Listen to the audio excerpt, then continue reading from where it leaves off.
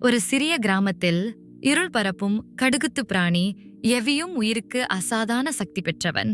அவர் உலகத்தை அழிக்க மற்றும் இப்போது தன் சக்தியால் அனைத்து நிலங்களையும் தொலைத்துவிட முயற்சித்தான். அவர் கடையில் சந்திரமுகி என்கிற சிறிய பெண்ணைக் கண்டான். அவள் தனியொரு வேதியியல் வழியில் உயிரைக் கொள்வது மற்றும் அதன் பலன்களை ஆராய்கின்றாள்.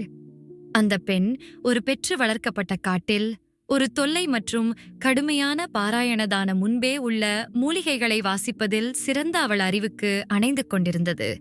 அப்போது ஒரு மாயையுடன் போகும் குழுவை சந்தித்தாள். அந்த குழுவின் தலைவர் ஒருவர் அவர்கள் இருள் பேரிக்களுடன் இணைந்த பண்டிகையை நிறைவில் தொடர்ந்துள்ளனர். அவளின் மனதை மூடி அந்த தலைவரின் சக்தியில் இருந்து அவள் ஒரு முயற்சியில் அதை பயன்படுத்தச் செய்தார்.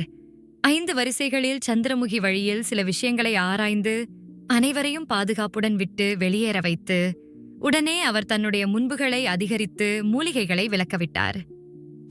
சில காலங்களுக்குப் பிறகு சந்திரமுகி அந்த புழுவின் பலனை ஒருங்கிணைக்க கடவுளுக்கு சென்று பரிசுத்தமான ஞானம் பெற்றாள்.